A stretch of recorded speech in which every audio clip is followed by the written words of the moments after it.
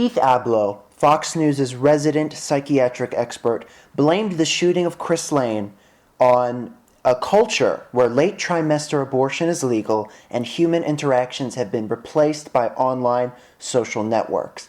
And so, both abortion, obviously, but more recently, the internet and social networking has been a very popular site for social anxieties, but I have never heard a cable news figure or a pundit pin the reasons for murder on Facebook, which is in essence what he's doing.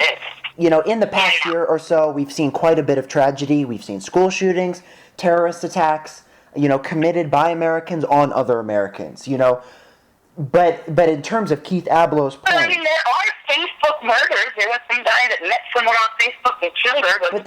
But there's no Facebook crime wave. And really what he is pointing to is... Look, how many times do they blame violence on TV to something else, Yeah. It's just a crop. It is, but I mean, in response to what Keith Ablow is saying, I have to ask, do you believe that legal abortions and the use of the internet are contributing to acts of violence like this? No, I do not. So you reject the argument out of hand? Yeah. Even they used to post pictures in the paper of hanged people from the time back at Jesse James, Yeah. I think once you expose people to more and more violence, the more violent they're going to become, et cetera, et cetera. Okay. But, so... Facebook, social media, no. It's just, and it's like everything. You can use it for good, you can use it for evil. I completely agree with that. How you take it. I completely agree with that.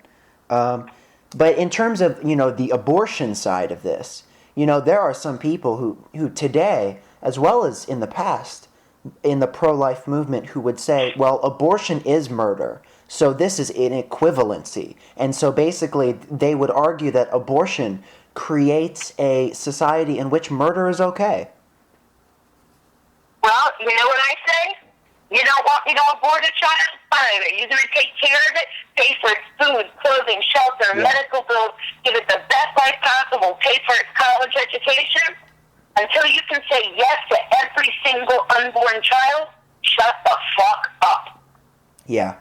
That's what I have to say. Because I would rather see a child not come into this world than come into this world and live a life of shit. Yes.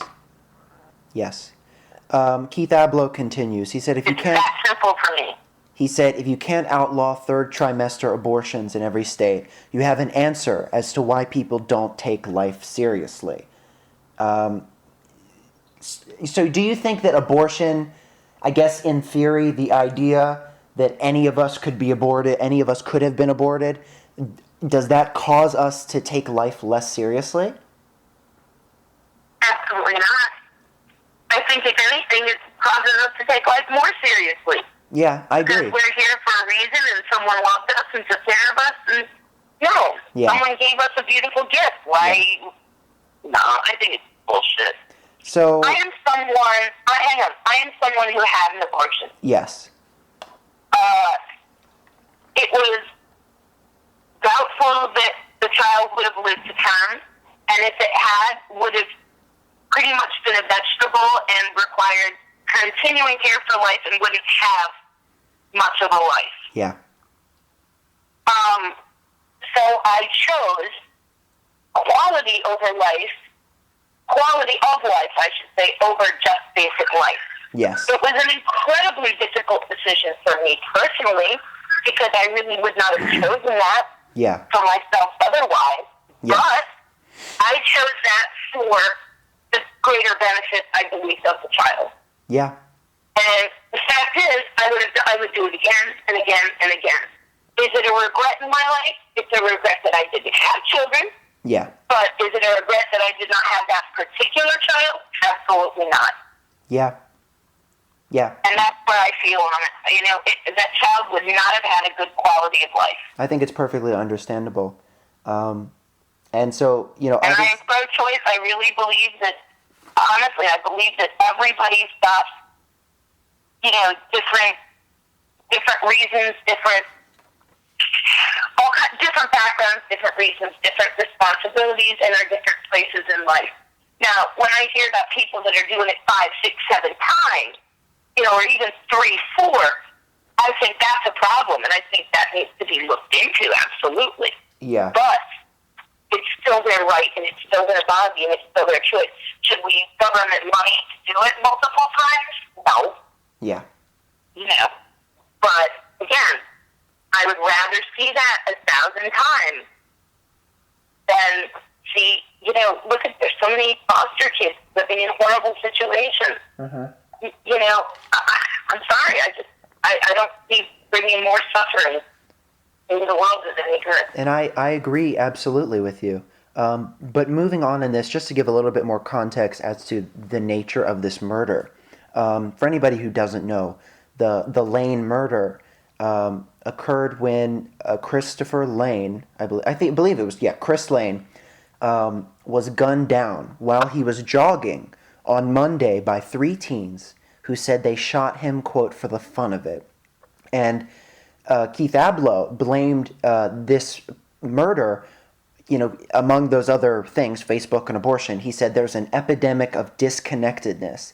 And while, Keith Ablow's speech is noteworthy because it is probably the most hard to defend his position, it was distinctly different than the narrative on Fox News at large. I have another article here that says, Fox and Friends wasted no time in racializing the shooting death of the Australian teenager in Oklahoma to smear African Americans, even though there was nothing to suggest race had anything to do with the crime. But Fox News, Keith Ablow came up with, a different narrative, which I was actually watching Fox News Live when I saw this. And if you can imagine, when he came on there and said that somebody was murdered because abortion is legal and people use Facebook, you can just imagine how many times my jaw just dropped and bounced back up. I was just like, I cannot believe I am watching this. It was just so stupid. But when they took this little segment and they posted it on foxnews.com, they titled it pretty laughably, Dr. Keith Ablow gives insight. I mean, I don't know what type of theory he's giving insight into. And the host was no help. Of course, she was lobbing him softball questions. She did not challenge his assumptions. And actually, she helped him. And she said that in addition to these things, it is video games where people are shooting people 10 hours a day made them numb. And then, he said, yeah, I agree with you. These people are non-people. They're not people because of video games and, these other things. And, guns, access to guns never came up. It was abortion, Facebook, disconnectedness, and video games. So it was you can imagine it was a bizarre conversation to witness that it almost seemed like they were talking about anything but actually what was most important to this, So like I said, most of Fox News was pinning this as kind of a racially motivated attack against a white person. And, that's what's been put forward as the reason. And as for, if you don't think Keith Ablow's narrative is applicable, do you buy into the narrative that this was a racialized or racially motivated murder? If they said they just wanted to do it, then it probably had nothing to do with race. They just felt like doing it. It was the first person that came by. I think people are just or a target of opportunity, or who knows. I think people are making a mountain out of a molehill. And I think a lot of people are still in a kind of a bunker mentality because of post Trayvon. That wasn't too long ago. But also, people are just so shocked whenever there's a kind of a violent crime that has no apparent motive, because they wonder, why would somebody kill somebody for no reason? Because people do that. I mean, there are some people who are sick or want a thrill or whatever, I mean, I understand that it's hard to understand. They were kids. I mean, yeah. They don't understand. It doesn't make them less responsible. But sometimes they just don't get the finality of their action. And, adolescence, is a time, for some people of impulsive action,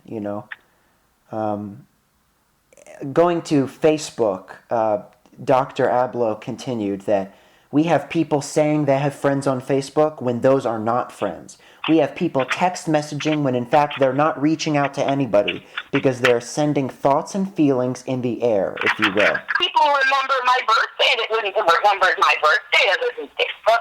No. They're acquaintances. But so what? Yeah. But I think, again, I agree that it's not necessarily the vehicle in which you take it, it's what you use it for and how you use it. And I think Facebook friendships can be as valid as any other friendship, and it's just kind of this communication mix. I mean, if you send a text message to someone, you're not having that person face to face, but text message doesn't really work the way he says it works here, that it just goes off into the air. You know, somebody is going to get it, and they probably will respond to you. I mean, you're still communicating, you know?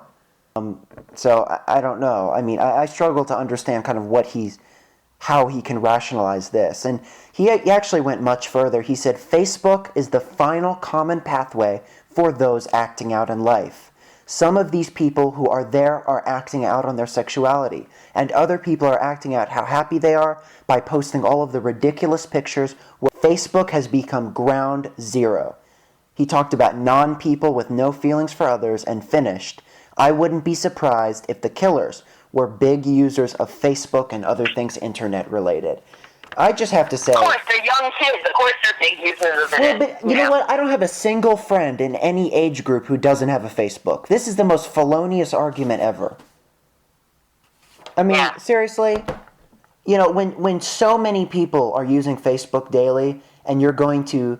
I mean, to make that argument, you would have to believe that most people, because of their use of Facebook, are drawn to murderous kind of actions, and that's just absurd, you know? And besides sort of just general vague platitudes, he didn't offer... Look, it's like they blamed... I actually did a paper in college for a criminal justice class about, you know, the link between television and violence, because that's what the big thing everyone was talking about. Yeah. You know, the late 80s, early 90s. It's that I decided to do it the other way around. Say, oh, God, yes, there's a big link between television and violence. And Wile E. Coyote is the one at the center of it. Look what Wile E. Coyote does. He tries to kill you know, and I built it up that way. And kind of played it as to the stupidity of the mentality of very television and saying that if television caused violence, then why is every child in the country not violent? Yeah. Because every child in the country at least once has seen Wile E. Coyote. Yeah, absolutely. And you know what? What makes TV... I kind of did it that way. What makes TV violence? Well, for a lot of people, their lives are violent. You know, life, human nature can sometimes be violent. It's not like it's making it up. You know, TV's not creating something new. I mean, war has been, unfortunately, and slaughter and murder, crimes against each other, theft... These are not things that television invented, you know? I think people are just uncomfortable because it reminds them that they're there, and we all have, you know, we encounter it. We will probably encounter at least one of these things, you know? And it sucks, but it's the truth. It's not like television invented it, you know? Right, exactly. Like I said, they were posting pictures in the 1800s as soon as the camera came out. Oh, yeah. For example, the outlaws out west, as they were dead. Well, there are cave paintings of tribes throwing spears at each other, you know? Right. So what? Right, exactly. It was a reflection of their life. As long life. as it's been around, we've shared our violence. Yeah, you know, I don't think... Yeah, and I think that just undercuts that kind of whole argument of the media... You know, media puts out X, and so people do X. You know, it's not that simple. It's not. So, I mean, you know, as far as his ridiculously grandiose last response, would you be surprised if the alleged murderers, were users of Facebook? I would be so surprised. It would be just, oh my God, the most amazing, scary thing ever. You know what? I'd be surprised if they were not users of Facebook. Exactly. That would be the notable. I mean, even those like 65 and up that I know of use Facebook. I have friends who are in their, you know, I have a friend who's 57, uses Facebook at least every other day. My grandfather has Facebook. Well, your grandparents are younger though. Yeah, I mean, you're right. You're right. But I I'm mean, saying even most of the people I know that are older yeah. use it. Yeah. Anyone that uses a computer, pretty much that I know, uses Facebook. Even if they only have an account for birthday notices, Yeah. they do. Yeah, I think a lot of people sell older people short when, I mean, this is another conversation, but I mean, yeah, older people can adapt to, if they're willing to. It's just like learning a new thing. I think if they have the want to learn these new things, if they're willing to adapt, if they're not like Abercrombie and Fitch, if they're willing to adapt to a changing world, they can learn it just as well as us. Right. But yeah, so I mean, this is just, and I think the reason why things like this, I feel the need to bring them up, is because I watched this on TV, and this particular instance I watched as it was happening, and there was no journalism going on. This host, Shannon Bream is her name, I believe, did not ask him to provide evidence for a single one of his claims. He never mentioned... She wasn't a journalist. She was just an MC, basically. Exactly. And you know what? That's what Fox News is. It's a bunch of very attractive, mostly blonde, anchor women wearing short skirts, and they serve as hosts. That's literally what they do. They host, But the sad part of this is a lot of them actually did get master's degrees in journalism.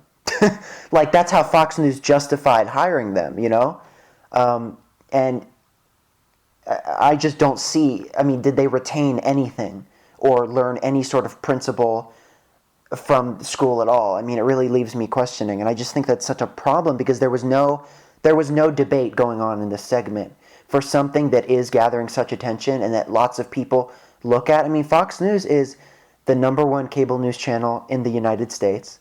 It's either 3 or 4 in terms of cable channels viewers total. It has a big influence, and a lot of people were watching this. And for a lot of people, Fox News is their only source. So there was, what they were witness to was no debate. Dr. Ablow came in, he said, this is what caused this, and then no one questioned him, and he left. And that's just, the only way you can combat that misinformation is with information. And that's what I'm trying to do in these instances is, there's always more to a story than what small-minded people would want you to believe. And usually, if somebody offers a very black and white, easy answer to something, the reality is usually a lot more complex than that. And you know what? At the end of the day, these people were individuals. We don't really know their individual reasons. Their individual reasons may not make a lot of sense because I don't think either you or I, Annika, would kill someone because we were bored. We obviously would not. No. Because we actually have, morals, intelligence. Yeah, but you know what? I think it's important to note that if we were to go by Dr. Keith Ablow's logic here, I mean, I'm a heavy user of Facebook. You have a Facebook, and you had an abortion. So we should be expected to at least kill about 12 people between the two of us. No, we should be like Dexter, but obviously we're not, because his argument is... But Dexter only kills the bad people. I love Dexter. Well, it's still murder, which, just murder or not, we're not engaging in any of it, and that's the point, and most Facebook users aren't. So it's just, he's really playing to Fox News' audience, which is majority 65 plus. It's an aging demographic, and, they're very receptive to these kinds of arguments that, new technology, media, violent images, and Facebook and abortion, those are the things. He's appealing to crotchety people with crotchety arguments, and there's a receptive audience to that, But they've become so prominent that they almost create their own news. Look how crazy the ratings were for Jerry Springer in the past. Oh yeah. Until people got eventually bored enough of it. Yeah. The ratings for Maury Povich. Maury Povich was a respected journalist. Seriously? For a long time. But he wasn't always. I know. He was not always. And, Fox News has a pattern of really giving people who either are discredited, they hire them, or they will give a very lucrative platform for people who want to discredit themselves. Like Geraldo, I mean, he's lost his reputation. John Stossel went from 2020 Oh, to... yeah. Why did Geraldo... Look at how Geraldo was Virginia Hoffa thing 5,000 times. And, Yeah. you know, Well, and his little like, muscular selfie, like, did you see that? oh, yeah. Well, do you remember when he had his nose broken on TV? Someone in his trashy talk show, which is like Jerry Springer. He was doing a thing on, I think, skinheads, and they got up and he threw a chair in Geraldo's face on air and broke his nose. What the? This is so stupid. Did you know about that? I didn't know about that. I knew about his show, and I knew that... Oh, you can watch the clip. You can watch the clip. The guy just got up, picked up a chair, and hit him right in the face. I know the show was ridiculous because, and I guess that was his sort of fault, his beginning of descent into the ridiculous, pit. But I know that LaToya Jackson visited frequently because they were looking for kind of outlandish characters, so she fit the bill perfectly. But on, I think her last appearance in, 95 or something, she was promoting her country album at the time. And she... Yeah, who is that again? Say that again? LaToya Jackson was promoting her country album on Geraldo. And she was wearing a blonde weave. She entered on a horse onto Geraldo's stage and sang a song, and then rode the horse out of the stage. And that's so bizarre. It's just so... It's like a circus, Yeah. So, I don't know. But we kind of got off topic. But I think neither of us even see a single... We didn't. We got on topic of journalists who are morons, and morons who are now considered journalists. I just do believe, I know Fox has such a core audience, and I would not be as optimistic as you are necessarily. I think that there are a lot of people who still take Fox very seriously, and they see it as a, quote, fair and balanced source of information. There's a sector of the market that Fox really appeals to, and they've been able to use those kind of feelings of, the liberal media, and they've played that up. They've played it up as they are fair and balanced. And that is attractive to a lot of people, because they do see... Right, that's how people were first attracted to them. Yeah, that's what they were first attracted, because, people who are conservative... But now, Yeah, I mean, I don't buy the argument of the liberal media, and I've read, book after book that kind of debunks that theory, because at the end of the day... I mean, if you watch enough CNN, you're going to be like, shit, I need some relief from this. I mean, I guess, but I don't know. I mean, it's so hard to say because we live in a Foxified reality. So, even discussing global warming at all in any context is seen as liberal. I mean, I don't know. I can provide you a clip that Media Matters posted from a week or 2 weeks ago where they're basically saying the concept is a hoax. So Fox can still keep an audience while just saying things that are wildly out of proportion with what their audience thinks? Yeah, because the fact is that people don't want to say it's global warming because people don't want to admit that they did it. Yeah. We caused it. I disagree. I don't think that most people look at the media, the news media that they consume with a skeptical eye most of the time. I don't think so. Fox plays off that dynamic too and saying the media this, the media that, the liberal media. But Fox is the media too. Fox is the number one cable news channel in this country, Is there anything else that you would like to say about any of the topics that we did cover today? No, I think we've gotten it pretty well covered, as you usually do. I agree. So maybe mission accomplished on this one, even though we had a panelist bail before coming in. And ask me why? Because he had to eat dinner with his parents or something. I don't know. New. Oh, yeah, and that's not new. I don't know. That happens quite often. It doesn't matter how many people you have on your show, as long as you cover the important things. And I think that we had a pretty substantial conversation. Absolutely. Especially about Abercrombie, because you know what? I love these. When a conversation is good like this, I actually have new thoughts and new ideas as the conversation is going on. And with that Abercrombie thing, I think we diagnosed every problem with that company and that business model. And I didn't really stop and really think how many problems they did have, but they have a lot of problems. If they refuse to change, then they're going to bring themselves down. But I don't know. Exactly. I guess we will see. We will see if they're able to turn it around. Maybe it will be. Who knows? Maybe next quarter, their results will be positive in terms of sales. Who knows? Who knows? Yeah. I don't know. But Annika, if people would like to reach you, how can they do so? My email is Wolfsyne, WOLFYNE, @yahoo.com. Wonderful. And you can reach me on my Facebook page, which I am a heavy user of. I also will, if you become friends with me on Facebook, I'll probably, knowing that it's Facebook, I'll probably try to stalk you and murder you. But if you're on Facebook as well, that probably means Because that's the only fun way to be. Exactly. Well, that's the only reason I use Facebook is to find victims. So, but then again, if you're already on Facebook, you probably are a murderer, so we'll be pretty evenly matched. But anyways, you can reach me at, my name is spelled JAKOBMUSICK-MILLER. Thank you very much for listening today. And Annika, I would like to thank you very much for joining me, reliably so. Annika Wolf, The Word regular contributor. Thank you so much for being on. Thank you, Jacob. Okay, bye everyone. Say bye, Annika.